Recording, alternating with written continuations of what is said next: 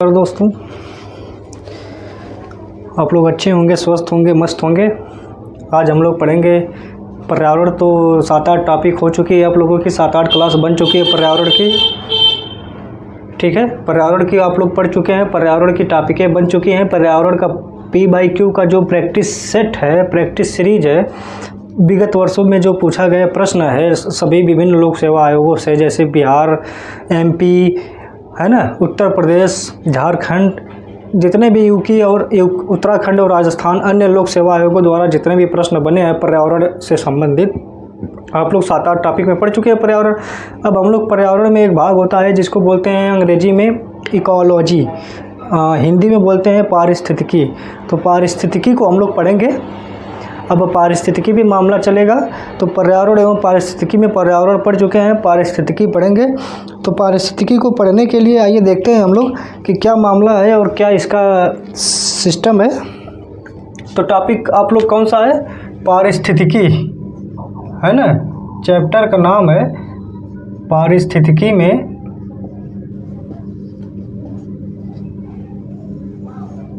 इसको अंग्रेजी में बोलते हैं इकोलॉजी। ठीक है, इकोलॉजी। ये जो है लोक सेवा आयोगों द्वारा इसमें से प्रश्न ठीक ठाक बनते हैं, है ना। और ये एक ठीक ठाक बड़ा सब्जेक्ट के रूप में भी है पारिस्थितिकी, इकोलॉजी, जो कि इन्वायरमेंट और इकोलॉजी यानी पर्यावरण एवं पारिस्थितिकी से ठीक ठाक आई थिंक कि 20 से 25 क्वेश्चन के अराउंड यूपी PCS में बनते हैं। बिहार PCS में 10 से 15 क्वेश्चन, 20 क्वेश्चन के आसपास बिहार PCS में बन जाते हैं पर्यावरण एवं पारिस्थितिकी से। तो आइए देखते हैं हम लोग कि पर्यावरण एवं पारिस्थितिकी को कैसे समझना है, कैसे पढ़ना है। तो पर्यावरण, पिछले क्लास में आप लोग पर्यावरण को समझ चुके होंगे, पढ़ चुके होंगे, और बेहतरीन तरीके से व्याख्यात्मक रूप में जो कि नोट्स बनाने लायक है प्रश्न, subject chapter wise, topic wise notes बनाने लायक हम लोग पढ़ा दिए हैं। उसके बाद तुरंत उसमें P/Q का प्रैक्टिस सीरीज भी करवा दिए हैं। पर्यावरण का ख़त्म हो गया, इन्वायरमेंट का। अब इकोलॉजी चलेगा, पारिस्थितिकी। तो पारिस्थितिकी में आइए कुछ टर्म्स हम लोग देखते हैं। तो पारिस्थितिकी में एक कुछ टर्म्स देखते हैं कि चैप्टर का नाम है आप लोगों का, चैप्टर का नाम है ऊर्जा का प्रवाह, पोषण स्तर तथा पिरामिड। ठीक है, ये टॉपिक आप लोग नोट कर लीजिए, ऊर्जा का प्रवाह, पोषण स्तर तथा उसका पिरामिड का मतलब कि कैसे क्या चयन बनता है। जैसे प्राथमिक उपभोक्ता क्या होता है, द्वितीयक उपभोक्ता क्या होता है, तृतीयक उपभोक्ता क्या होता है ना, परभक्षी वगैरह क्या होता है। तो कैसे शुरू में किस चीज़ से क्या उत्पादक होता है, फिर प्राथमिक उपभोक्ता जो होता है किससे ऊर्जा प्राप्त करता है, द्वितीयक उपभोक्ता है वो किससे ऊर्जा प्राप्त करता है, तृतीयक उपभोक्ता होता है वो किससे ऊर्जा प्राप्त करता है। तो इसी विषय में हम लोग बात करेंगे और इस पर ठीक ठाक प्रश्न बनते हैं, लगभग हर साल बनते हैं, हर आयोगों द्वारा बनते हैं, हर राज्य के आयोगों द्वारा बनते हैं। यूपी PCS, बिहार PCS, अन्य स्टेट PCS द्वारा इस पर प्रश्न बने हैं और बनते हैं। अभी हम लोग टॉपिक इसको पढ़ लेंगे तो हम आपको प्रश्न बताएंगे, प्रश्न समझाएंगे कि कहाँ कहाँ से प्रश्न कैसे कैसे इस टॉपिक से पूछा हुआ है ना। लगातार लेटेस्ट पूछा हुआ है, आपके 2-3 सालों 4 सालों के अंदर में पूछा हुआ है ठीक ठाक प्रश्न। बिहार आयोग और उत्तर प्रदेश लोक सेवा आयोग, दोनों आयोगों ने पूछा हुआ है। ठीक है, तो आइए देखते हैं हम लोग कि इसका कैसे क्या पढ़ना है। तो आइए ऊर्जा का प्रवाह और पोषण स्तर जान लेते हैं हम लोग। तो ऊर्जा का प्रवाह और पोषण स्तर तथा पिरामिड। तो ऊर्जा का प्रवाह का मतलब होता है ये कि ऊर्जा का कैसे प्रवाह हो रहा है ना। सबसे पहले ऊर्जा कहाँ से बनती है, कैसे बनती है, तो उस पर किसका प्रभाव पड़ता है, तो फिर वहाँ से उस पर किसका प्रभाव पड़ता है, फिर दूसरे उपभोक्ता से तीसरा उपभोक्ता कैसे ऊर्जा प्राप्त करता है। तो इसी चीज़ से बनता है। आइए देखते हैं हम लोग टॉपिक। पहला पॉइंट आप लोगों का है अधिकांश पारिस्थितिकी निकाय में। ठीक है, देखिए टॉपिक और किताब और प्रश्न पढ़ने का अंतर भी होता है। ठीक है, इस चीज़ को समझने, इस चीज़ को हम लोग समझाते हुए पढ़ाते हुए चलेंगे और समझाते हुए चलेंगे कि कैसे प्रश्न पढ़ना है, कैसे टॉपिक पढ़ना है। ठीक है, अब उतना ही हम लोग को पढ़ना है। देखो भाई, ज़्यादा पोथा पोथी नहीं पढ़ना है, क्योंकि हम लोग को एग्ज़ाम क्रैक करना है, कम्पिटिटिव एग्ज़ाम क्रैक करना है, ना कि उस पर PhD करना है, ना कि उस पर रिसर्च करना है। ठीक है, तो हम लोग उतना ही पढ़ेंगे, उतना ही पढ़ाया जाएगा, उतना ही प्रैक्टिस करवाया जाएगा जितना कि एग्ज़ाम में कंपलसरी हो और एग्ज़ाम में पूछा जाता है। बाकी का क्या करेंगे हम लोग, पोथा पोथी पढ़ के, ग्रंथ पढ़ के, है कि नहीं। तो ये क्लासेस बहुत बेहतरीन क्लासेस चल रही हैं। आप लोग हर एक सब्जेक्ट को देखिए, कंप्लीट करिए, ऐसे ही सब्जेक्ट्स चल रहे हैं, ठीक है। तो आइए देखते हैं। अधिकांश पारिस्थितिकी निकाय में ऊर्जा का प्रवाह, ऊर्जा का प्रमुख स्रोत, है ना। जो अधिकांश पारिस्थितिकी निकाय होता है, निकाय का मतलब होता है बॉडी, है ना। तो अधिकांश पारिस्थितिकी बॉडी में ऊर्जा का प्रमुख स्रोत सौर ऊर्जा है। कौन सा ऊर्जा है भाई? सौर ऊर्जा। ये प्राथमिक ऊर्जा के रूप में माना जाता है, सौर ऊर्जा होता है ना, जिसको सोलर एनर्जी कहते हैं अंग्रेजी में, सौर ऊर्जा है। परंतु हाइड्रोथर्मल वेंट जैसे कुछ तंत्रों में ऊर्जा का प्रमुख स्रोत रासायनिक ऊर्जा है। देखिए, एक नवीकरणीय ऊर्जा की बात की जाती है, एक प्राकृतिक ऊर्जा की बात की जाती है। तो प्राकृतिक ऊर्जा जो होती है सौर ऊर्जा को माना जाता है, ठीक है। प्रथम प्राथमिक ऊर्जा सौर ऊर्जा है। लेकिन एक रासायनिक ऊर्जा के रूप में जो कि मानव द्वारा बनाए गए हैं, ठीक है, रासायनिक ऊर्जा के रूप में मानव द्वारा जो बनाए गए हैं पारिस्थितिकी के लिए, एक थर्मल है जिसका नाम है हाइड्रोथर्मल वेंट, ठीक है। हाइड्रोथर्मल वेंट, इसको आप लोग नोट कर लीजिएगा। देखिएगा हाइड्रोथर्मल वेंट से कैसे प्रश्न बने हुए हैं। हाइड्रोथर्मल वेंट जैसे कुछ तंत्र को मतलब विकसित किया गया है जो कि ऊर्जा का प्रमुख स्रोत रासायनिक ऊर्जा के रूप में होता है। किस रूप में होता है? रासायनिक, क्योंकि ये रासायनिक क्रिया करती है। हाइड्रोथर्मल वेंट ये रासायनिक क्रिया करती है और रासायनिक क्रिया के फलस्वरूप, है ना, ऊर्जा उत्पन्न होता है, जो कि एक प्रमुख स्रोत होता है, जिसको माना जाता है ऊर्जा का प्रमुख स्रोत रासायनिक ऊर्जा के रूप में। और प्राकृतिक ऊर्जा के रूप में आपका सौर ऊर्जा है, सोलर ऊर्जा है, ठीक है। तो आइए देखते हैं इसमें चीज़ें कैसे क्या बनती हैं। तो जो एक आपको इसको नोट करिएगा आप लोग, है ना। एक सूर्य है, क्या है? सन, ठीक है, सूर्य है, जो कि प्राकृतिक ऊर्जा का, सौर ऊर्जा का सबसे बड़ा और अच्छा एक स्वच्छ ऊर्जा माना जाता है। सूर्य का प्रकाश है, ठीक है। तो सूर्य का प्रकाश जब एनर्जी भेजता है, यानी ऊर्जा मिलती है, तो ऊर्जा किसको मिलती है? उत्पादक को मिलती है। उत्पादक कौन है? पेड़ पौधे हैं, घासें वगैरह हैं, ये सब आपके प्राथमिक उत्पादक हैं, ठीक है, उत्पादक हो गए। अब ये जो है एनर्जी सूर्य से प्राप्त करते हैं, सूर्य से एनर्जी प्राप्त करते हैं और इससे ये उत्पादक बन जाते हैं, ठीक है। सूर्य से एनर्जी प्राप्त करते हैं तो बढ़ते हैं, चीज़ें हम लोग को देते हैं, जैसे हरी सब्जियां हुई, पेड़ पौधे हुए, ठीक है, तो उत्पादक हो गया। अब इन उत्पादकों का प्रयोग कौन करता है? शाकाहारी के रूप में प्राथमिक उपभोक्ता करता है। कौन करता है दोस्तों? शाकाहारी जो होता है, जो मतलब शाकाहारी का मतलब ये होता है कि जो प्राथमिक उत्पादक जो होते हैं वो जो उनको खाता है, जैसे कि हरी सब्जियां हुई, पेड़ पौधे हुए, घास वगैरह हुए, घास फूस हुआ, ये सब चीज़ें उत्पादक के रूप में आती है और ये शाकाहारी के रूप में भी आती है, और शाकाहारी प्राथमिक उपभोक्ता होता है। इतनी बात आप लोगों को समझ में आई, प्राथमिक उपभोक्ता होता है। अब दूसरी बात रह गई मांसाहारी की। तो शाकाहारी को कौन खाता है? मांसाहारी। अब शाकाहारी में क्या क्या आ जाती हैं? शाकाहारी में आपकी चीज़ें आ जाती, शाकाहारी जो होता है उत्पादक इन सबको शाकाहारी चीज़ें खाती हैं, और शाकाहारी को मांसाहारी लोग खाते हैं, जैसे बकरी वगैरह हुए, है ना, मछली वगैरह हुए, है ना, बकरी हुआ, है ना, अन्य चीज़ें ऐसे हुए, है ना, जानवर हुए जो कि शाकाहारी के रूप में आते हैं, जो कि प्राथमिक चीज़ों को घास फूस खाते हैं, उनको शाकाहारी बोला जाता है, वो प्राथमिक उपभोक्ता होते हैं।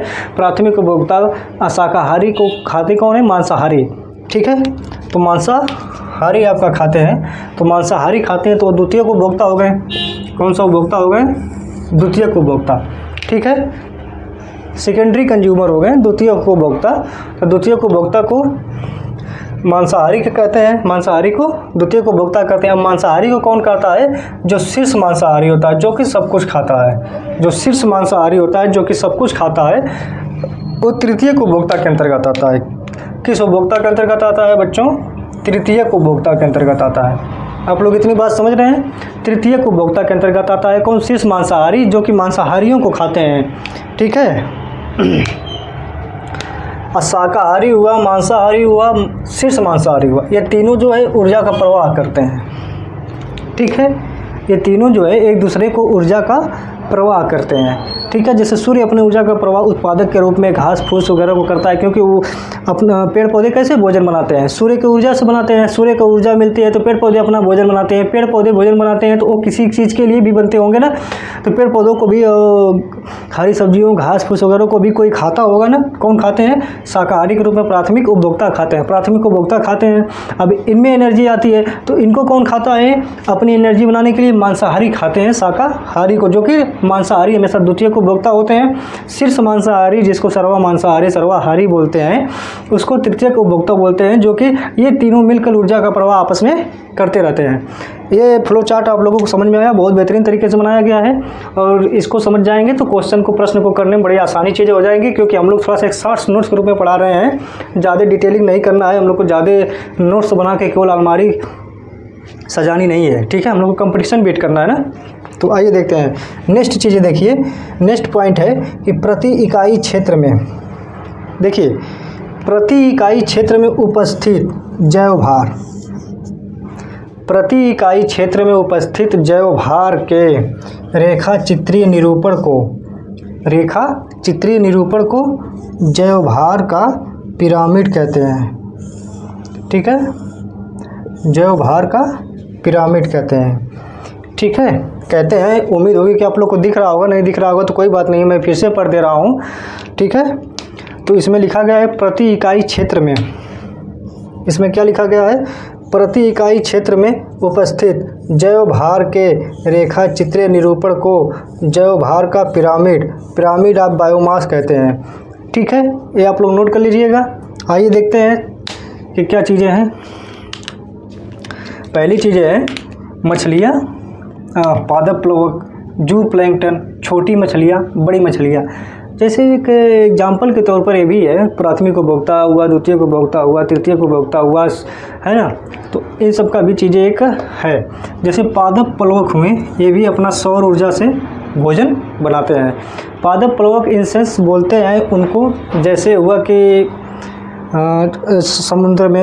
समुद्र में जो घास फूस पाई जाती है, हरे पेड़ पौधे जो समुद्र में पाए जाते हैं, जलीय पौधे जो होते हैं, उनको खाते कौन है? जू प्लैंकटन, जू प्लैंकटन। ठीक है, पादप प्लवक को जू प्लैंकटन खाते हैं। जू प्लैंकटन को छोटी मछलियाँ खाती हैं। आप लोग को इतनी बात समझ में आ रही है? पादप प्लवक को जू प्लैंकटन खाते हैं, जू प्लैंकटन को छोटी मछलियाँ खाती हैं। एक चैन बनता जा रहा है। देखिए, छोटी मछलियों को बड़ी मछलियाँ खाती हैं। ठीक है, छोटी मछलियों को बड़ी मछलियाँ खाती हैं। सेम इसी प्रकार से है, जैसे कि उत्पादक पहला सूर्य से अपना भोजन कौन बनाता है? पेड़ पौधे घास फूस हरी सब्जियाँ वगैरह बनाती हैं।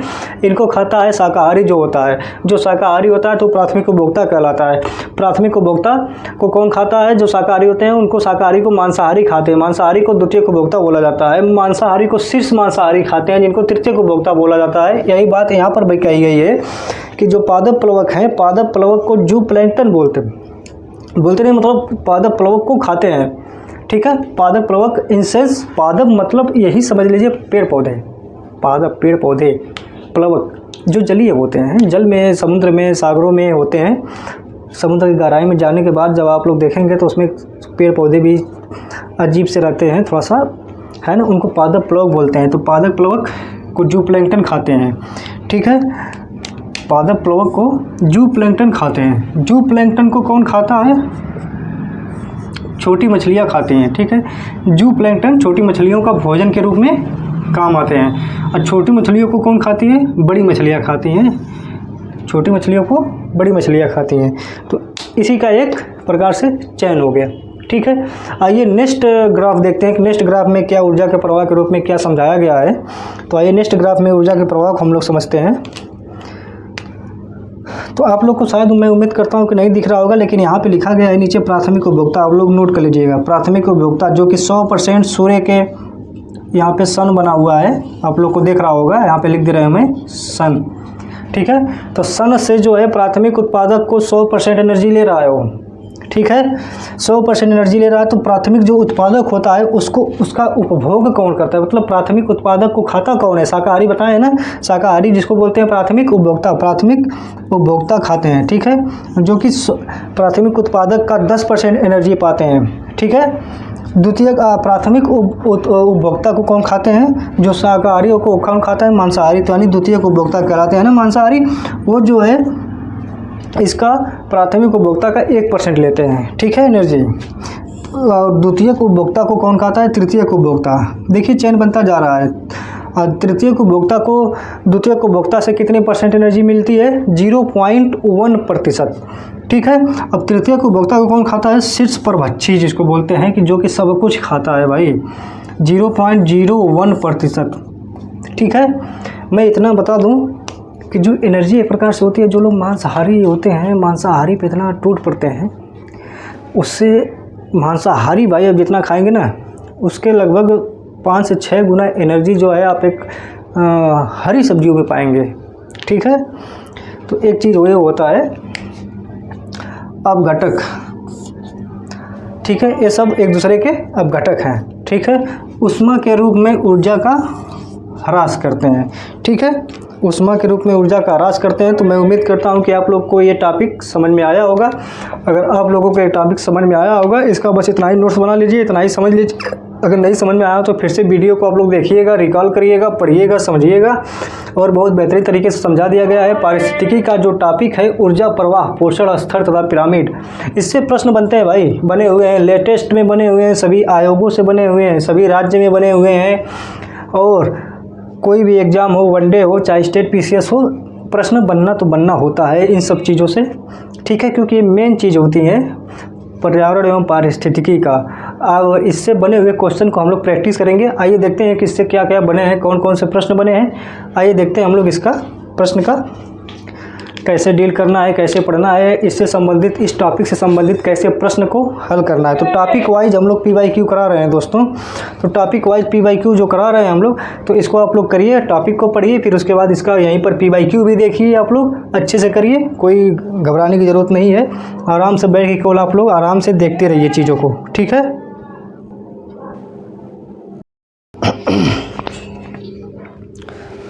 तो आइए हम लोग देखते हैं प्रश्न।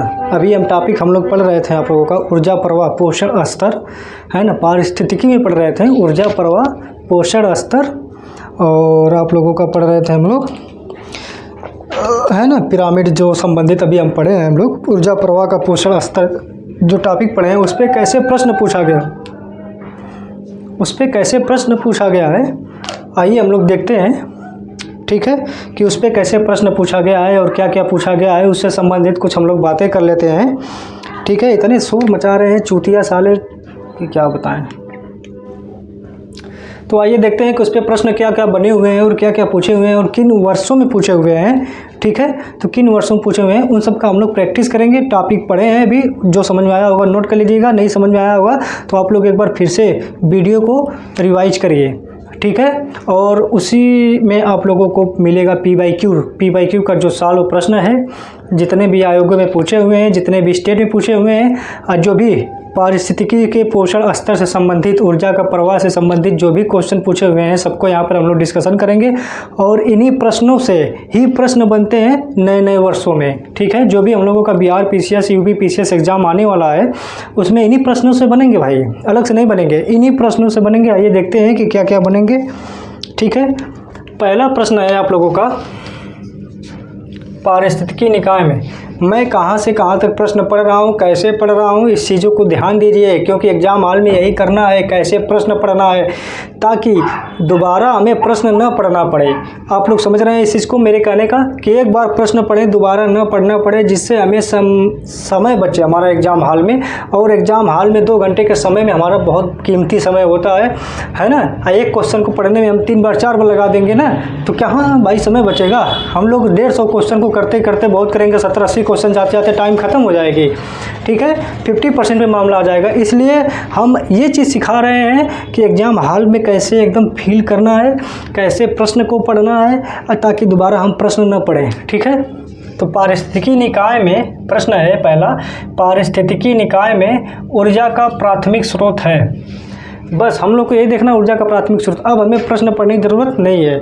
ऑप्शन आइए देखिए, ऑप्शन में क्या दिया, ऑप्शन ए कहता है किण्वन में उत्सर्जित ऊष्मा, यानी जो ऊर्जा का प्राथमिक स्रोत है किसमें है, किण्वन में उत्सर्जित ऊष्मा का।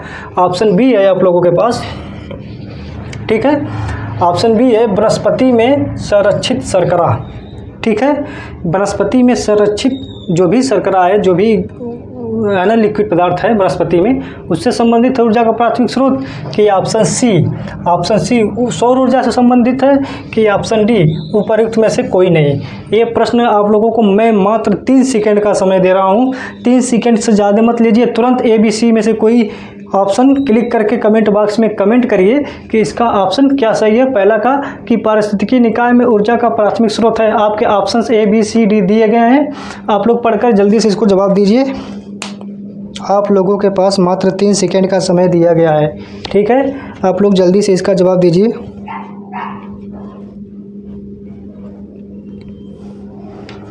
मैं उम्मीद करता हूं कि आप लोग इसका आंसर दे चुके होंगे, पहला का है ना।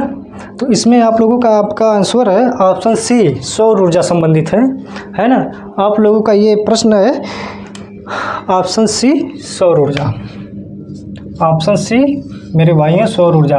पारिस्थितिकी निकाय में ऊर्जा का प्राथमिक स्रोत सौर ऊर्जा। मैं टॉपिक को पढ़ाते हुए अभी 10 मिनट पहले 20 मिनट पहले पढ़ा चुका हूँ, ठीक है, कि सौर ऊर्जा है, ठीक है। और ये प्रश्न पूछा हुआ है आप लोगों का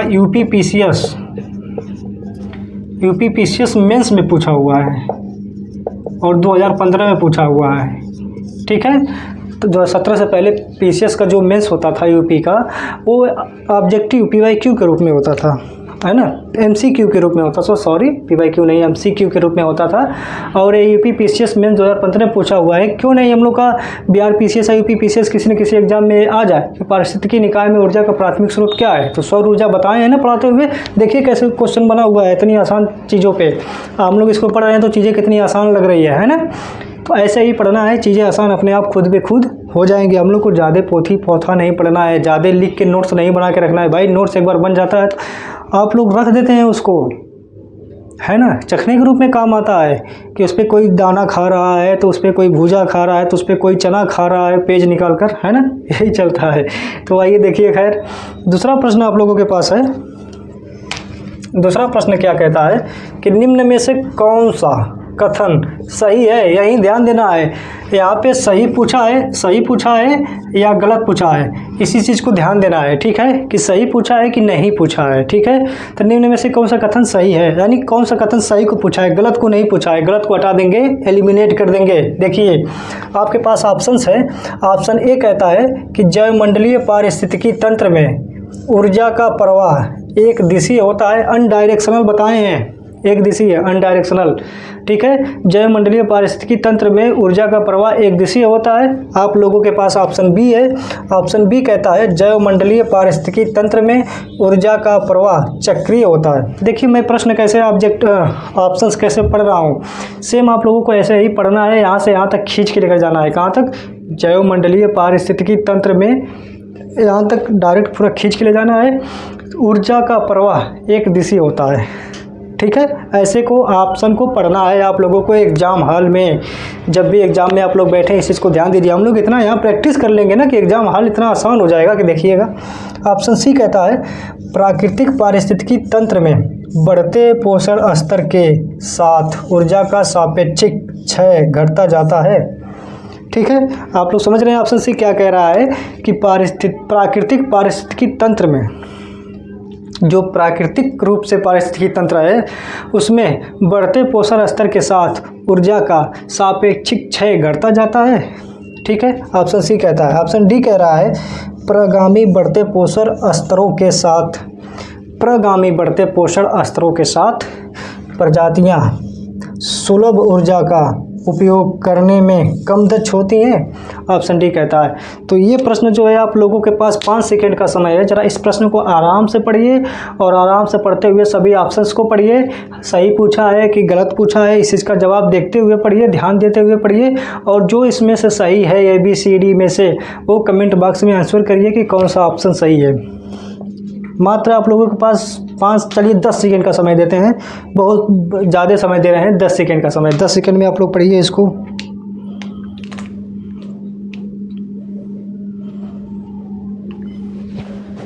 ठीक है, आप लोग पढ़िए, मैं उम्मीद कर रहा हूँ कि इस प्रश्न को पढ़िए। इस प्रश्न को पढ़ते हुए आराम से आप लोग आंसर दीजिए कि आंसर क्या होगा इसका। ठीक है, प्रश्न नंबर 2 का आप लोग आंसर दीजिए। मैं आप लोगों का वेट कर रहा हूँ, जल्दी करिए, आप लोग क्यों इतना समय ले रहे हैं। हाँ रुकिए, कमेंट देख रहा हूँ, जल्दी करिए, समय आप लोग के पास कम है, बहुत कम बच्चे दे रहे हैं जवाब। इस प्रश्न का जवाब दीजिए भाई, बहुत इंपॉर्टेंट प्रश्न है, इसी से रिलेटेड संबंधित प्रश्न है, पहले वाले से, और उसी साल पूछा हुआ है। देखिए पारिस्थितिकी में 2 प्रश्न मिल गया, एक साल मिल गया, एक ही साथ मिल गया, प्री और मेंस दोनों में। ये प्रश्न यूपीपीएससी 2015 के प्री में पूछा हुआ है और ये प्रश्न आपका मेंस में पूछ दिया। देखिए मेंस में कितना आसान कर दिया, प्री में इतना कठिन बना दिया। कठिन कुछ नहीं है, बस समझने का फेर है, दुनिया जान के इसमें आप शब्द भर दिया है, चीज़ें वही हैं। ठीक है, पहले वाला ही। तो मैं उम्मीद करता हूं कि आप लोग आंसर दे चुके होंगे। अगर आंसर आप लोग दे चुके हैं तो आइए देखते हैं कि हमारा क्या आंसर होता है, आयोग क्या कहता है। आइए देखते हैं। प्रश्न नंबर 2 यही बात करनी है ना, निम्न में से कौन सा कथन सही है, बस हमें यही देखना है, यहाँ पर ध्यान देना है कि कौन सा प्रश्न सही पूछा है या गलत पूछा है। ठीक है, यहीं पर ध्यान देना है। ऑप्शन ए कहता है जय मंडलीय पारिस्थितिकी तंत्र में ऊर्जा का प्रवाह एक दिशीय होता है। भाई एक दिशीय हम पढ़ाए हैं टॉपिक में, शुरू में पढ़ा रहे थे, अगर नहीं आप लोग को ध्यान आ रहा था फिर से एक बार वीडियो देख लीजिए, शुरू में पढ़ाए एक दिशीय होता है। ये वाला ऑप्शन आप लोग को सही है, ऑप्शन ये सही है। ठीक है, ऑप्शन बी देखिए क्यों नहीं सही है कि जय मंडलीय पारिस्थितिकी तंत्र में ऊर्जा का प्रवाह चक्रीय होता है। नहीं भाई, चक्रीय कहाँ होता है, ऊर्जा का प्रवाह एक दिशा की बात करता है ना, चक्रीय नहीं होता है। ऑप्शन सी प्राकृतिक पारिस्थितिकी तंत्र में बढ़ते पोषण स्तर के साथ ऊर्जा का सापेक्षिक क्षय घटता जाता है। नहीं घटेगा भाई। ऑप्शन डी कहता है कि प्रगामी बढ़ते पोषण स्तरों के साथ प्रजातियां सुलभ ऊर्जा का उपयोग करने में कम दक्ष होती हैं। नहीं, ऐसा नहीं है। ऑप्शन आप लोगों का ये सही है, जैव मंडलीय पारिस्थितिकी तंत्र में ऊर्जा का प्रवाह एक दिशीय, अंग्रेजी में बोलते हैं अनडायरेक्शनल होता है, एक दिशीय होता है। और ये प्रश्न आप लोगों का यूपीपीसीएस प्री 2015 में पूछा हुआ है। किसमें पूछा हुआ है? यूपीपीसीएस प्री में पूछा हुआ है। किस वर्ष? 2015 में। देख रहे हैं कैसे धड़ल्ले से पूछ रहा है प्रश्न, पारिस्थितिकी से, इकोलॉजी से कैसे प्रश्न पूछ रहा है। बस हम लोगों का इन्हीं प्रश्नों का प्रैक्टिस करना है। इन्हीं प्रश्नों में से जब भी प्रश्न बनेगा, इन्हीं प्रश्नों में से बनेगा, बस शब्द चेंज रहेंगे, चीज़ें चेंज रहेंगी, कहीं ऑप्शन कम कर देगा, कहीं ऑप्शन को बढ़ा देगा। ठीक है, उसी का विस्तारित रूप लिख दिया, इसी का विस्तारित रूप इसमें लिख दिया है। अंतर यही किया है, बाकी ये यूपीपीसीएस प्री में पूछा हुआ है, यूपीपीसीएस में से पूछा हुआ है। ठीक है, अगर जो बच्चा इसको पढ़ा रहा होगा, ऊर्जा का प्रवाह सौर ऊर्जा का रूप में होता है वो, और एक दिशीय रूप में होता है ऊर्जा का प्रवाह, तो इन दोनों प्रश्नों को प्री और मेंस दोनों में किया होगा ना। देखिए कितनी चीज़ें आसान है। आइए नेक्स्ट प्रश्न देखते हैं। तीसरा प्रश्न क्या कहता है? तीसरा प्रश्न, ऊर्जा का 10% का नियम, 10% लॉ है ना। ऊर्जा का 10% का नियम यानी 10% लॉ देने वाले वैज्ञानिक का नाम है। जो 10% का नियम दिए थे उन वैज्ञानिक का क्या नाम है? ठीक है, ऑप्शन ए है आपके पास हेकल, ऑप्शन बी है आपके पास लिंडमैन, ऑप्शन सी है आपके पास टेंसले, ऑप्शन डी है इसके पास ओडम। मैं जब एग्ज़ाम दे रहा था यूपीपीसीएस आरओ 2023 का, तो ये प्रश्न मेरे सामने आया था। अब आप लोग के सामने आया है कि आप लोग दीजिए ज़रा इसका आंसर क्या होगा। प्रश्न नंबर 3 का आप लोगों के पास 3 सेकंड का समय है, ज़रा दीजिए तीसरा प्रश्न का आंसर। तीसरा प्रश्न का आंसर भाई आप लोग दीजिए।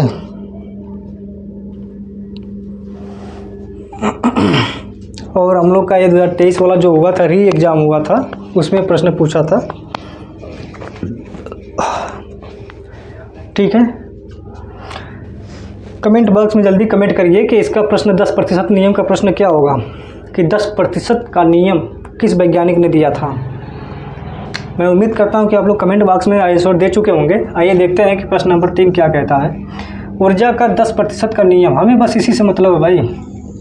ठीक है, 10% लॉ से मतलब है। 10% का नियम देने वाला वैज्ञानिक का नाम क्या है, उतना ज़्यादा नहीं पढ़ेंगे। देखिए ऑप्शन ए है हैकल, नहीं। ऑप्शन सी है टेंसले, नहीं। ऑप्शन डी है ओडम, नहीं। ऑप्शन बी लिंडमैन, कौन सा ऑप्शन? ऑप्शन बी लिंडमैन ने दिया था। कौन? 10% ऊर्जा का नियम, 10% का नियम लिंडमैन नामक वैज्ञानिक ने दिया था। और ये प्रश्न है यूपीपीसीएस आरओ, ठीक है, आरओ एग्ज़ाम में पूछा था 2023 में, जो कि री एग्ज़ाम हुआ था 2023 में पूछा हुआ प्रश्न है, ठीक है। और ये कभी भी बिहार में बहुत ज़्यादा ये प्रश्न पूछा जाता है बिहार लोक सेवा आयोग द्वारा और उत्तर प्रदेश लोक सेवा आयोग द्वारा कि 10% का नियम 10% लॉ किस वैज्ञानिक ने दिया था? तो लिंडमैन ने दिया था। अभी आप लोग के सामने 2023 में हुआ है और 3 साल बीत गया है, हो ना वो फिर टपक पड़े ये प्रश्न, ठीक है। तो आइए प्रश्न नंबर 4 देखते हैं। आप लोग ध्यान से बस देखते जाइए और प्रश्न मैं कैसे हल कर रहा हूँ, कैसे प्रश्न को पढ़ रहा हूँ, उस पर ध्यान दीजिए, शब्दों पर ध्यान दीजिए और टेक्निक पर ध्यान दीजिए, ठीक है। प्रश्न नंबर 4 क्या है, ठीक है। देखिए इनवर्टेड कॉलम कर दिया तो बस हमें इस पर ज़्यादा फोकस करना है। पारिस्थितिकी तंत्र है, पारिस्थितिकी तंत्र पे ज़्यादा फोकस करना है। के संदर्भ में निम्नलिखित में से कौन सा ऐसे कथन सही पूछा है? गलत नहीं पूछा है भाई, सही पूछा है। यहाँ पे अक्सर ध्यान देना है, कहाँ पर? सही पे। सही पूछा है कि गलत पूछा है? सही है या है? तो इसमें कौन सा कथन सही है? जो कथन सही है सिर्फ उसी को बताना है, ये नहीं बताना है कि कौन सा कथन गलत है। तो गलत को हम बताते ना, लेकिन यहाँ पे सही पूछा है, ठीक है। इस चीज़ को हमेशा ध्यान रखना है। तो सही कौन सा है इसमें, आइए देखते हैं। ऑप्शन आप लोगों के पास एक है। कथन एक कहता है कि हरे पौधे स्थलीय पारिस्थितिकी तंत्र में अपनी पत्तियों पर पड़ने वाली सूर्य की रोशनी की लगभग 1% ऊर्जा को ग्रहण करते हैं, ठीक है। कथन एक हो गया। इसको आप लोग ध्यान से देख लीजिए कि हरे पौधे स्थलीय पारिस्थितिकी तंत्र में अपनी पत्तियों पर पड़ने वाली सूर्य की रोशनी की लगभग 1% ऊर्जा को ग्रहण करते हैं, ठीक है। प्रश्न 2 देखिए, लगभग 10% कार्बनिक पदार्थ उपभोक्ताओं के अगले उच्च स्तर तक पहुंचता है, ठीक है। कथन 2 कहता है कि लगभग 10% कार्बनिक पदार्थ उपभोक्ताओं के अगले उच्च स्तर तक पहुंचता है, ठीक है। ये दोनों कथन हो गए। कौन कौन? 1 और 2, ठीक है। अब कूट दिया है प्रश्न में कि कूट देखकर बताइए कि कौन कौन सही है। ऑप्शन ए दिया है केवल 2 सही है, ऑप्शन बी दिया है न तो 1 न ही 2 दिया है, ऑप्शन सी दिया है 1 और 2 दोनों, ऑप्शन डी दिया है केवल 1। मैं आप लोगों के पास 10 सेकंड का समय दे रहा हूं, जरा 10 सेकंड में बताइए कि इस प्रश्न नंबर 4 का कौन सा आंसर होगा, ठीक है। प्रश्न नंबर 4 का आप लोग आंसर बताइएगा कि आंसर क्या होगा। बहुत बेहतरीन टॉपिक चल रही है और बहुत लाजवाब टॉपिक चल रहा है, जिससे कि लोक सेवा आयोग प्रश्न अधिकतर पूछाता है, ठीक है। 10 सेकंड का समय दे रहा हूं कि आप चौथा प्रश्न का आंसर दीजिए। पारिस्थितिकी तंत्र में 2 कथन दिए गए हैं, यहाँ से चूज करके कूट को बताइए कौन सा ऑप्शन सही है। कमेंट बॉक्स में आंसर फटाक से करिए।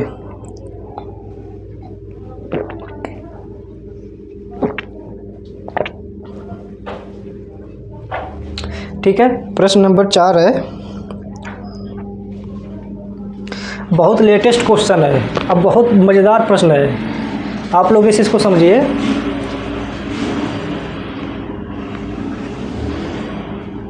कि बहुत बढ़िया प्रश्न है, बहुत मज़ेदार प्रश्न है, बहुत लेटेस्ट प्रश्न है। देखिए कैसे लेटेस्ट प्रश्न बन रहे हैं, ठीक है। APPC 2025 में पूछा गया है प्रश्न नंबर 4। इसको आप लोग गंभीरता से लीजिए और इसका आंसर दीजिए। देखिए 25 तक पूछ रहा है, 26 में हो ना हो लिंडमैन पूछ दे, 26 में हो ना हो ये प्रश्न पूछ दे, ठीक है।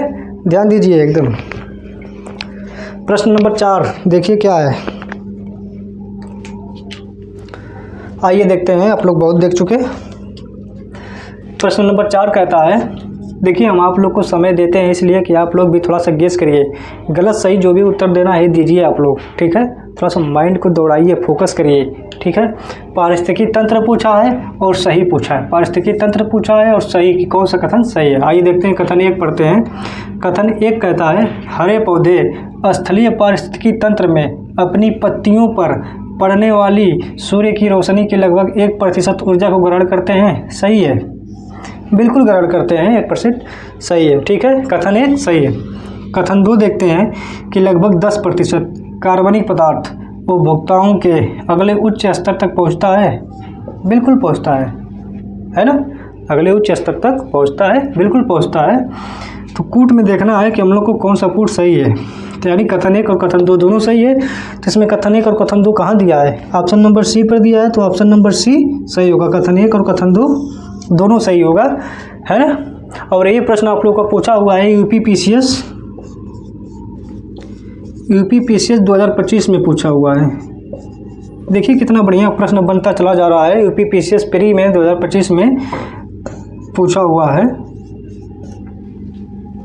देख रहे हैं इतनी बढ़िया चीज़ें चल रही हैं, इतना बढ़िया प्रश्न हम लोग टॉपिक को पढ़कर कितने अच्छे से प्रश्न को कर रहे हैं, जो कि विगत वर्षों में पीवाईक्यू को कैसे सॉल्व करना है, एग्जाम हॉल में कैसे प्रश्न पढ़ना है, ताकि हमें दोबारा प्रश्न पढ़ने की आवश्यकता ना हो। और हम लोग कोशिश करते हैं कि 10 से 20 सेकंड के अंदर, हालांकि 20 सेकंड तो हम आप लोगों को नहीं ले जाते हैं, लेकिन 20 सेकंड के अंदर में 25 सेकंड 30 सेकंड तक जाते जाते प्रश्न का आंसर दे देना है। ऐसे अपने आप को हैबिट बना लेना है, अपने आप को पढ़ लेना है, तभी हम लोग माइंड रिलैक्स करके अगले प्रश्न पर जा सकते हैं, अगले प्रश्न को एग्जाम हॉल में कर सकते हैं। जबकि उसके ऊपर वाले प्रश्न को, उसके पहले वाले प्रश्न को कम समय दिए रहेंगे तो हम घबराएंगे कम।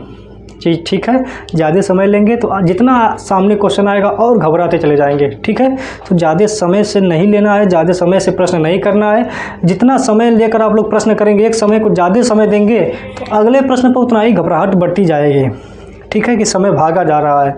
ठीक है, तो इसी चीज़ को मद्देनज़र रखते हुए इतना ध्यान से प्रश्न पढ़ना है कि हमें जो भी सामने प्रश्न आए कम से कम समय दें, कम से कम हमें उसको पढ़ने में लगे समय, है ना। कोशिश ये रहे कि कौन सा ऑप्शन सही हो सकता है, जो भी टिकड़म लगाना है, जो भी ऑप्शन चूज करना है, जो भी नज़र में बैठ जा रहा है ना, लगाते हुए कम समय में प्रश्न को आगे बढ़ना है।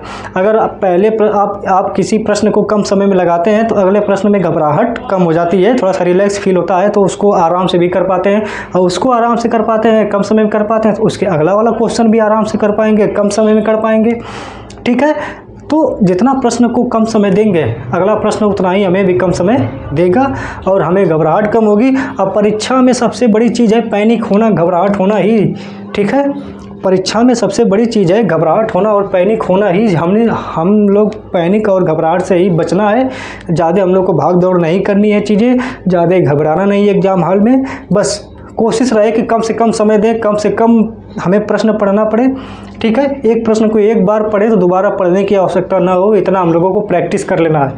ठीक है, आप लोग समझ रहे हैं मेरी बातें, मैं क्या कहना चाह रहा हूँ। सीधे सी एग्जाम हॉल की बातें कर रहा हूँ।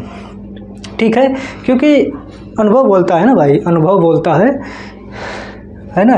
जो मैं चीज़ें कह रहा हूँ वो समझने में शायद किसी को वक्त लगे, किसी को कम समय में समझ में आ जाए, बात हमारे बातों को लेने की है। ठीक है, तो मैं ये कह रहा हूँ कि अगर किसी प्रश्न को आप कम समय देंगे तो एग्ज़ाम हॉल में दूसरा प्रश्न पर जब जाएंगे तो उसमें घबराहट कम होगी, पैनिकता कम होगी।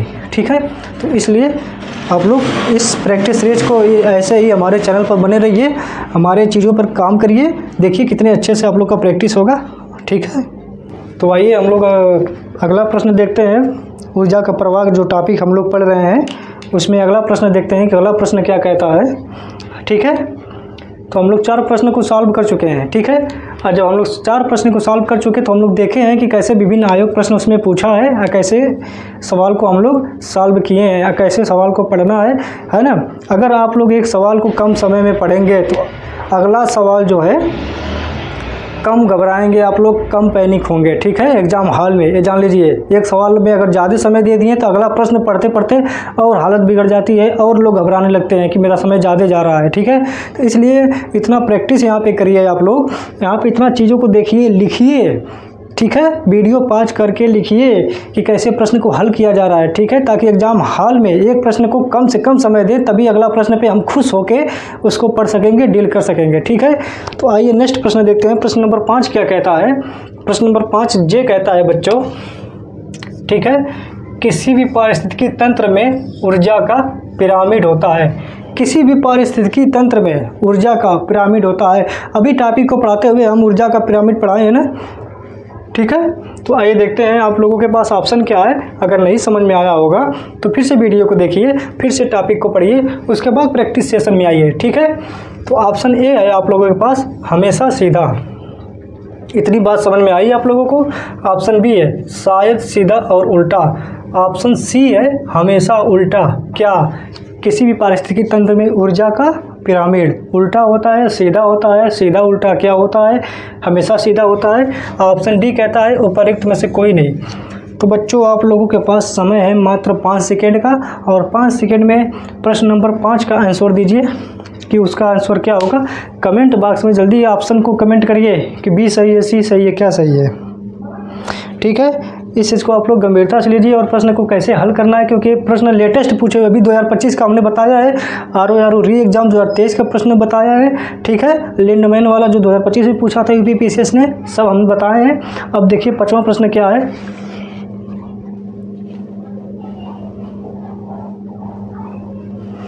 तो मैं उम्मीद करता हूं बच्चों कि आप लोग आंसर दे चुके होंगे।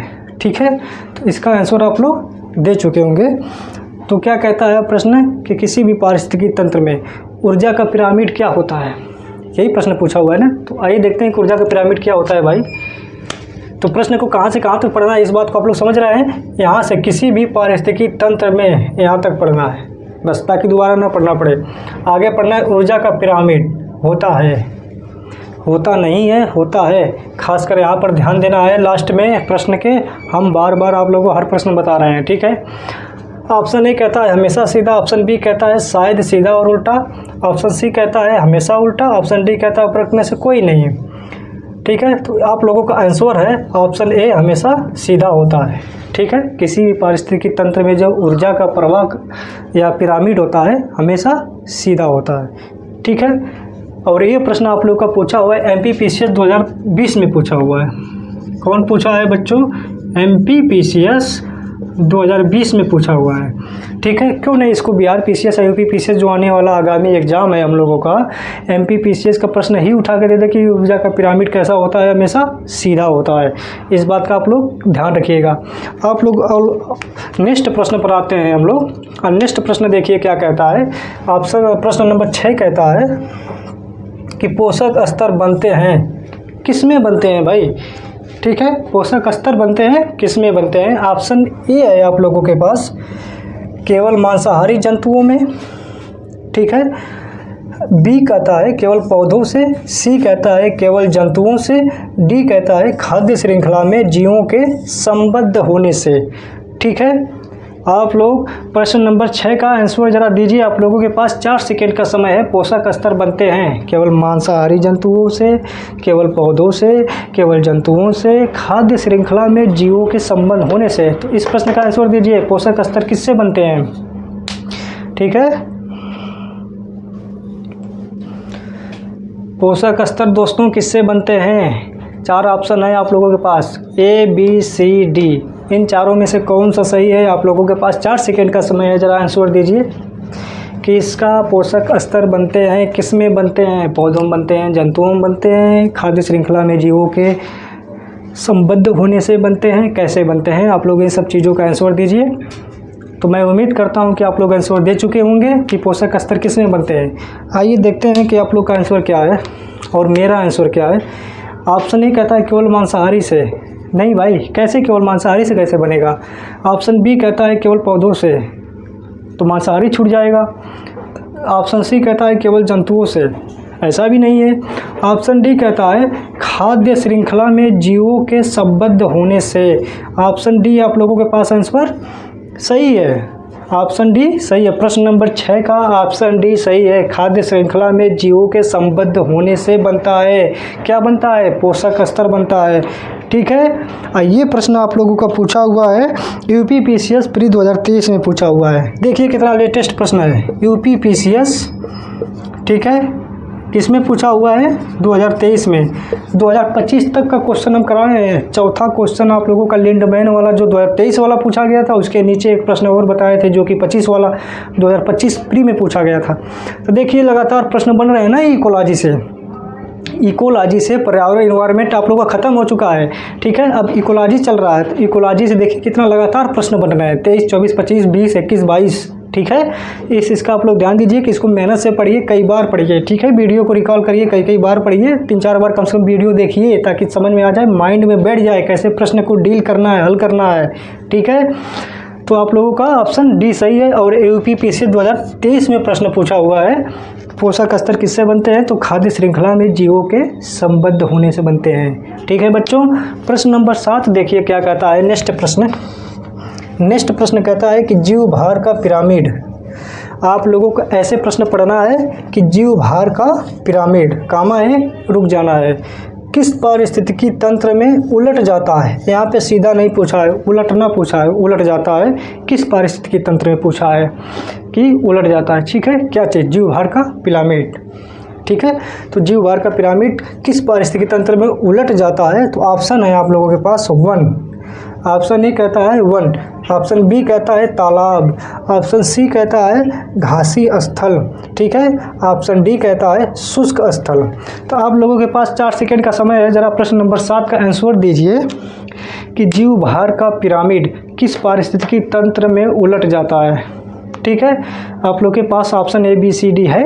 ठीक है, 1 तालाब, घासी स्थल और शुष्क स्थल में से कौन सा ऑप्शन सही है? कमेंट बॉक्स में कमेंट करिए। ठीक है, तो मैं उम्मीद करता हूं कि आप लोग आंसर प्रश्न नंबर 7 का दे चुके होंगे। ठीक है, तो जीव भार प्रश्न नंबर 7 का आंसर देखिए, जीव भार का पिरामिड किस पारिस्थितिकी तंत्र में उलट जाता है। ठीक है, यही प्रश्न पूछा हुआ है ना। तो आइए देखिए, ऑप्शन ए कहता है 1 में। नहीं भाई, 1 में कैसे उल्टेगा? नहीं उल्टेगा। घासी स्थल ये भी नहीं है, शुष्क स्थल ये कहाँ से आ जाएगा? इसका तो जिक्र नहीं है इकोलॉजी में। ऑप्शन बी कहता है तालाब में। तालाब में क्या होता है? पारिस्थितिकी तंत्र उलट जाता है जीव भार का पिरामिड में। ठीक है, छोटी मछलियाँ, बड़ी मछलियाँ, ऐसे बताए हैं ना, टॉपिक पढ़ाए हुए हैं, रिकॉल करिएगा आप लोग। तो आप लोग का प्रश्न नंबर 7 का आंसर बी है, क्या? तालाब। और ये प्रश्न आप लोग का पूछा हुआ है यूपीपीसीएस, जो यूपीपीसीएस आयोग है, एक जीआईसी प्रवक्ता का एग्ज़ाम होता है, उसमें 2010 में पूछा हुआ है। समझ में आई बात आप लोगों को? देखिए कैसे प्रश्न सब पूछे हुए हैं, कैसे हम लोग इसको सॉल्व करना है। प्रश्न को बस पढ़ लीजिए और ऑप्शन देख लीजिए, प्रश्न वहीं आसान हो जाता है। 80% प्रश्न वहीं आसान हो जाता है, 50 नहीं 80%। ठीक है, कैसे प्रश्न को पढ़ना है, अपने आप उत्तर ऑप्शन देता है। ठीक है, नेक्स्ट प्रश्न आते हैं। प्रश्न नंबर 8 कहता है, प्रश्न नंबर 8 कहता है दोस्तों कि एक पारिस्थितिकी तंत्र में ऊर्जा की मात्रा एक पोषण स्तर से अन्य स्तर में स्थानांतरण के पश्चात क्या होता है। ठीक है, ऊर्जा की मात्रा जब स्थानांतरण होती है तो क्या होता है एक पारिस्थितिकी तंत्र से दूसरे पारिस्थितिकी तंत्र में। तो देखिए, ऑप्शन आप लोगों के पास ए है, बढ़ती है, ऑप्शन बी घटती है, ऑप्शन सी स्थिर रहती है, ऑप्शन डी बढ़ सकती है या घट सकती है। तो आप लोगों के पास 5 सेकेंड का समय है, जरा प्रश्न नंबर 8 का आंसर दीजिए कि एक पारिस्थितिकी तंत्र में, देखिए यहाँ पर, एक पारिस्थितिकी तंत्र में ऊर्जा की मात्रा एक पोषण स्तर से अन्य स्तर में स्थानांतरण के पश्चात घटती है, बढ़ती है, स्थिर रहती है, बढ़ सकती है या घट सकती है, क्या है? 5 सेकेंड का आंसर है। आप लोग जरा उस प्रश्न नंबर 8 का आंसर दीजिएगा। तो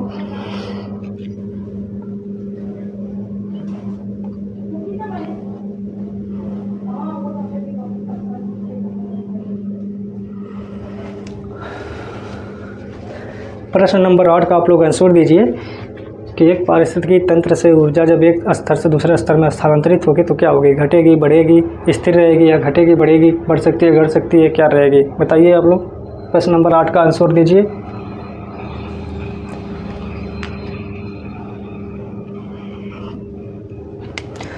तो प्रश्न नंबर 8 देखिए क्या कहता है। हम उम्मीद करते हैं कि आप लोग कमेंट बॉक्स में आंसर दे चुके होंगे, अपना आंसर दे चुके होंगे। अब हमारा आंसर देखिए क्या है, मिलान करिए कितने लोगों का आंसर सही जा रहा है। ठीक है, कि यूँ ही हम लोग पसीना बहा रहे हैं। देखिए, एक पारिस्थितिकी तंत्र में ऊर्जा की मात्रा एक पोषण स्तर से अन्य पोषण स्तर में स्थानांतरण के पश्चात बढ़ती है। नहीं भाई, जब एक पारिस्थितिकी तंत्र में ऊर्जा की मात्रा एक पोषण स्तर से दूसरे पोषण स्तर में जाएगी तो कैसे कैसे बढ़ेगी? जो बताए थे कि प्राथमिक उपभोक्ता अगर 100% ले रहा है तो इसका सिर्फ 10% द्वितीयक उपभोक्ता लेता है। ठीक है, इसका सिर्फ 1% तृतीयक उपभोक्ता लेता है, और जो लास्ट होता है ना, जो सर्वाहारी होता है, ठीक है, उसको 0.1% मिलता है। देखिए, घट रही है मात्रा ना, तो मात्रा घट रही है, तो ऑप्शन बी होगा आप लोगों का, घटती है। बढ़ सकती है या घट सकती है? नहीं। स्थिर रहती है? नहीं। ऑप्शन बी आप लोगों का सही है, सिर्फ घटती है। बढ़ती कैसे है भाई? इसमें कहाँ बढ़ रही है? नहीं बढ़ रही है, सिर्फ घटती है। तो मैं देखिए कैसे पढ़ा दिया। ठीक है, और आप लोग को बता दिया कि हमेशा घटती है। अब ये चीज़ आप लोग के माइंड में हमेशा रहेगा कि जब भी एक स्तर से दूसरे स्तर में स्थानांतरित होगी ऊर्जा पारिस्थितिकी तंत्र में तो हमेशा घटेगी, ठीक है। और ये प्रश्न पूछा हुआ है आप लोगों का UPPCS RO 2017 में पूछा हुआ है। किस में पूछा हुआ है? UPPCS RO का एग्ज़ाम होता है जो कि बहुत बेहतरीन एग्ज़ाम होता है, 2017 में पूछा हुआ है, ठीक है। तो ये प्रश्न आप लोग को समझ में आया। मैं जैसे पिछली बार बताया हूँ कि अगर इंसान की मात्रा है हमेशा घटती जाती है। और ये 8वां प्रश्न आप लोगों का UPPCS RO का जो एग्ज़ाम होता है 2017 में प्री में पूछा हुआ है, ठीक है। लगातार देखिए कैसे प्रश्न पूछे गए हैं। अब नेक्स्ट प्रश्न हम लोग आते हैं। नेक्स्ट प्रश्न क्या कहता है? 9वां प्रश्न, पारिस्थितिकी तंत्र यानी इकोसिस्टम में उच्चतम पोषण स्तर प्राप्त है, ठीक है। प्रश्न आप लोग को समझ में आया कैसे पढ़ना है? पारिस्थितिकी तंत्र में, ठीक है, यहाँ से यहाँ तक जाना है। प्रश्न ऐसे ही पढ़ना है, पारिस्थितिकी तंत्र में उच्चतम पोषण स्तर प्राप्त है। उच्चतम पूछा हुआ है ना, तो आइए देखिए किसमें। ऑप्शन ए कहता है शाकाहारी, हार्बीवोरस को यानी शाकाहारी को मिलता है उच्चतम स्तर। ऑप्शन बी मांसाहारी, कार्निवोरस को मिलता है। ऑप्शन सी सर्वाहारी, ओमनीवोरस को मिलता है। ऑप्शन डी अपघटक, डीकम्पोजर्स को मिलता है। आप लोगों के पास 4 सेकेंड का समय है। जरा प्रश्न नंबर 9 का उत्तर दीजिए कि किसमें सबसे अधिक उच्चतम पोषण स्तर प्राप्त होगा, ठीक है।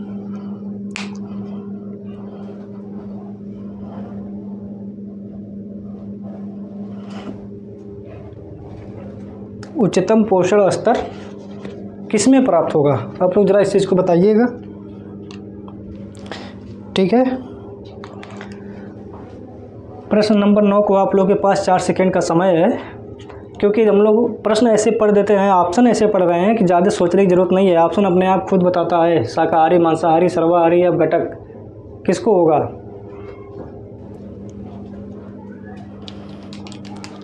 है ना। उच्चतम पोषण स्तर पूछा हुआ है, ध्यान दीजिएगा इस बात को। उच्चतम पोषण स्तर प्राप्त हुआ है किसको? शाकाहारी, मांसाहारी, सर्वाहारी, अपघटक किसको, ठीक है। आप लोग बताइए जरा इसका आंसर कमेंट बॉक्स में कमेंट करिए, आराम से करिए, है ना। ज़्यादा पैनिक और घबराइए मत, क्योंकि एग्ज़ाम हॉल में हम लोग को इसी चीज़ को रोकना है, घबराहट और पैनिक होने को, ठीक है। इसी चीज़ को रोकना है और इसी को यहीं पर रोका जा सकता है प्रैक्टिस करके सिर्फ, ठीक है। तो मैं उम्मीद करता हूं कि आप लोग इस प्रश्न का आंसर दे चुके होंगे 9वां का। तो आइए देखते हैं मेरा भी आंसर क्या है। प्रश्न नंबर 9 कहता है कि पारिस्थितिकी तंत्र में इकोसिस्टम में, यानी इकोसिस्टम को ही पारिस्थितिकी तंत्र बोलते हैं, इकोसिस्टम में उच्चतम पोषण स्तर पूछा है ना। आप लोग के पास ऑप्शन है शाकाहारी में, नहीं भाई शाकाहारी में कैसे होगा। ऑप्शन बी है मांसाहारी, यही ऑप्शन आप लोग को सही है। कौन सा? ऑप्शन बी, मांसाहारी में पारिस्थितिकी तंत्र में उच्चतम पोषण स्तर प्राप्त होगा, सर्वाहारी में नहीं, अपघटक में नहीं, ठीक है। इसमें नहीं, सिर्फ बी में होगा, मांसाहारी में। पारिस्थितिकी तंत्र जो आप लोग का पूछा हुआ है इकोसिस्टम वाला, इसमें सिर्फ मांसाहारी में उच्चतम पोषण स्तर प्राप्त होगा आप लोगों का। ये बात समझ में आई। ये UPPCS का एक एग्ज़ाम होता है, UPPCS 2002 में पूछा हुआ है, ठीक है। ये भी प्रश्न पूछा हुआ है और कितने अच्छे से हम लोग कर रहे हैं, ठीक है। मांसाहारी को हमेशा उच्चतम पोषण स्तर प्राप्त होगा। अगर PCS और BRPCS में प्रश्न बनेगा तो ऐसे ही बनेगा, इसी को घुमरा फिरा कर बनेगा। बहुत करेगा, ये करेगा तो ऑप्शन ए बी नंबर पे जो है इसको डी नंबर पे कर देगा, ठीक है। ऐसे ही प्रश्न बनते हैं इसी में घुमरिया फिरा कर, ठीक है। नेक्स्ट प्रश्न आइए देखते हैं कि नेक्स्ट प्रश्न क्या कहता है। प्रश्न नंबर 10, बायोमास का एक उल्टा पिरामिड किस पारिस्थितिकी तंत्र में पाया जाता है, ठीक है। बायोमास का एक उल्टा पिरामिड किस पारिस्थितिकी तंत्र में पाया जाता है? आप लोग के पास ऑप्शन है, ऑप्शन ए समुद्र, ऑप्शन बी घास का मैदान, option C one, option D tundra, है ना। बायोमास का एक उल्टा पिरामिड किस पारिस्थितिकी तंत्र में पाया जाता है? समुद्र में, वन में, घास के मैदान में, टुंड्रा में। आप लोग के पास 5 सेकेंड का समय है। जरा प्रश्न नंबर 10 का आंसर करिए। तो प्रश्न नंबर 10 का आप लोग आंसर करिए कि क्या सही है। ये राजस्थान PCS 2021 में प्रश्न पूछा हुआ है कि बायोमास का एक उल्टा पिरामिड किस पारिस्थितिकी तंत्र में पाया जाता है। बहुत अच्छा प्रश्न है और अच्छा प्रश्न होने के नाते ये हो न हो कहीं बिहार UPPCS या MPPCS कहीं भी पूछ सकता है 2026-27 के एग्ज़ाम में, ठीक है। तो बायोमास का एक उल्टा पिरामिड किस पारिस्थितिकी तंत्र में पाया जाता है? तो समुद्र रूपी पारिस्थितिकी तंत्र में पाया जाता है। हमारा आंसर है कौन सा? ऑप्शन ए, समुद्र पारिस्थितिकी तंत्र में पाया जाता है। ठीक है, बायोमास का एक उल्टा पिरामिड समुद्र पारिस्थितिकी तंत्र में पाया जाता है। और ये राजस्थान पीसीएस ने पूछा हुआ है, राजस्थान एडमिनिस्ट्रेटिव सर्विस 2021 में पूछा हुआ है। ठीक है, 2021 में पूछा हुआ है राजस्थान एडमिनिस्ट्रेटिव सर्विस यानी राजस्थान पीसीएस में पूछा हुआ है 2021 में, प्रश्न नंबर 10। तो हम लोग इतना चीज़ें देखें, इतना पढ़ें, है ना। इकोसिस्टम का जो इकोलॉजी का जो एक टॉपिक है ऊर्जा प्रवाह पोषण स्तर, इसको हम लोग ख़त्म किए। इसको टॉपिक को भी पढ़ें, प्रश्न को भी सॉल्व किए जो विगत वर्षों में प्रश्न पूछे गए हैं, और हम लोग अनुमान भी लगाएं कि कैसे प्रश्न नेक्स्ट ईयर में बन सकते हैं या नेक्स्ट एग्जाम में बन सकते हैं, है ना। इन्हीं सबसे प्रश्न बनेंगे, इन्हीं सबको आप बढ़िया से देखिए, अच्छे से देखिए, इन्हीं सबसे प्रश्न बनेंगे, कहीं और अदर जगह से नहीं बनेंगे। बस ऑप्शन इधर उधर हो जाएगा, शब्द भी परिवर्तित हो जाएगा, लेकिन भाव मतलब अर्थ एक ही रहेगा। ठीक है, तो देखिए हम लोग कैसे प्रश्न सॉल्व किए हैं, लेटेस्ट प्रश्न तक सॉल्व किए हैं, 25 तक का प्रश्न जो पूछा हुआ है वो भी सॉल्व किए हैं, है ना। तो नेक्स्ट टॉपिक हम लोग चलेंगे नेक्स्ट वीडियो में। फिलहाल के लिए धन्यवाद।